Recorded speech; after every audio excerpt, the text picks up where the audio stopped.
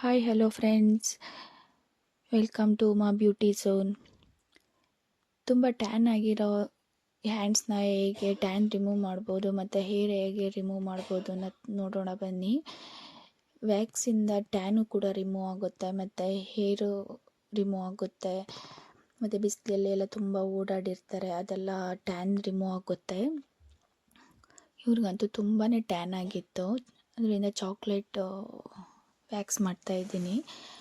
ಈ ಥರ ವ್ಯಾಕ್ಸ್ನ ಕೈ ಮೇಲೆ ಹಚ್ಚಿ, ಅಂದರೆ ಹ್ಯಾಂಡ್ಸ್ ಮೇಲೆ ಹಚ್ಚಿ ಅದನ್ನು ಅಂಗೈಯಲ್ಲಿ ಉಜ್ಜಬೇಕಂದ್ರೆ ಮಧ್ಯ ಕೈಯಿಂದ ಉಜ್ಜಬೇಕು. ಉಜ್ಜಿ ಅದು ಕ್ಲೀನಾಗಿ ಎಲ್ಲ ಕಡೆ ಕಚ್ಕೊಳುತ್ತೆ.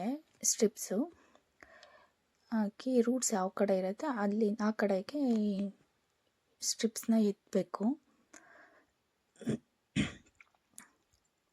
ಅಂದರೆ ಇದು ಪೈನ್ ಕಮ್ಮಿ ಇರುತ್ತೆ. ಈ wax, chocolate wax, hot wax ಅಷ್ಟು ಪೈನ್ ಇರಲ್ಲ.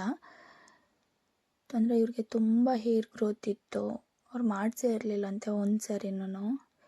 ಇದೇ ಫಸ್ಟ್ ಟೈಮು. ಬರೀ ವ್ಯಾಕ್ಸ್ ಅಲ್ದಲ್ಲೇ ಡಿ ಟ್ಯಾನ್ ಕೂಡ ಮಾಡ್ಬೋದು ಟ್ಯಾನ್ ಆಗಿದ್ದರೆ. ಬಟ್ ಇವ್ರದ್ದು ಟ್ಯಾನ್ ಇನ್ನು ಹಾಕಿಸ್ಲಿಲ್ಲ, ಬರೀ ವ್ಯಾಕ್ಸ್ ಒಂದು ಮಾಡಿಸಿದ್ರು. ಬಟ್ ತುಂಬ ಹೇರ್ ಗ್ರೋತ್ ಇತ್ತು.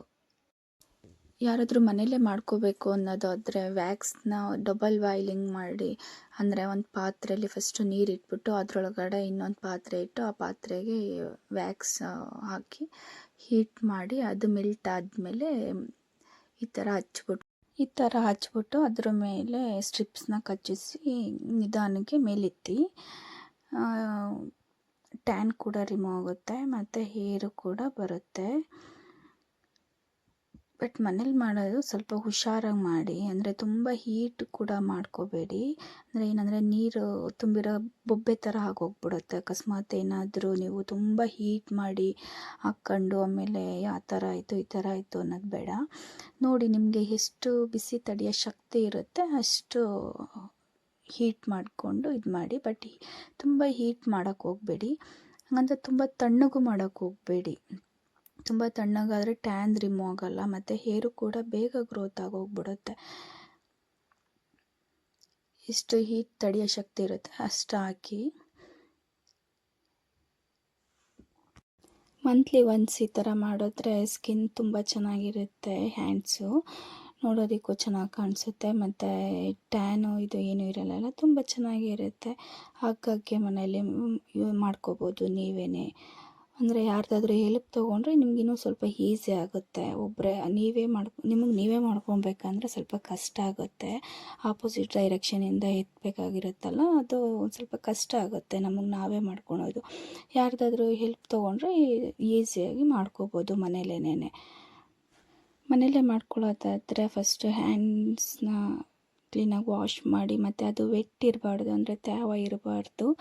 ತೇವ ಇದ್ದರೆ ಅದು ವ್ಯಾಕ್ಸ್ ಕಚ್ಚೋದಿಲ್ಲ. ಮತ್ತು ಇನ್ನೊಂದು ಮಾಯ್ಶ್ಚರೈಸರು ಏನಾದರೂ ಹಚ್ಚಿರ್ತೀರ ಅದು ಫಸ್ಟು ಕ್ಲೀನಾಗಿ ತೊಳೆದು ಆಮೇಲೆ ಫುಲ್ ಕಾಟನ್ ಕ್ಲಾತಲ್ಲಿ ಅದನ್ನೆಲ್ಲ ತೇವ ಎಲ್ಲ ಒರೆಸಿ ಆಮೇಲೆ ಅದ್ರ ಮೇಲೆ ಪೌಡರು ಏನಾದರೂ ಹಚ್ಚಿ ಮಾಡಿದ್ರೆ ತುಂಬ ಚೆನ್ನಾಗಿ ಹೇರ್ ಒಂದೇ ಸರಿಗೆ ಬರುತ್ತೆ.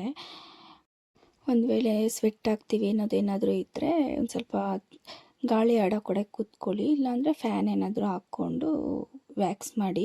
ಅದೇನಾದರೂ ಸ್ವೆಟ್ ಆದರೆ ವ್ಯಾಕ್ಸ್ ಕಚ್ಚೋದೇ ಇಲ್ಲ ಸ್ಕಿನ್ನಿಗೆ, ಆಗ ಹೇರು ಕೂಡ ಬರೋದಿಲ್ಲ. ಯಾರಾದರೂ ಸಬ್ಸ್ಕ್ರೈಬ್ ಮಾಡ್ದಲೇ ನೋಡ್ತಾ ಇದ್ದರೆ ಪ್ಲೀಸ್ ಸಬ್ಸ್ಕ್ರೈಬ್ ಮಾಡ್ಕೊಳ್ಳಿ, ಬೆಲ್ ಐಕನ್ ಪ್ರೆಸ್ ಮಾಡಿ, ಮೊದಲು ನಿಮಗೆ ಬರುತ್ತೆ ವಿಡಿಯೋಸು. ಲೈಕ್ ಮಾಡಿ, ಶೇರ್ ಮಾಡಿ ಮತ್ತು ಕಾಮೆಂಟ್ಸ್ ಮಾಡಿ.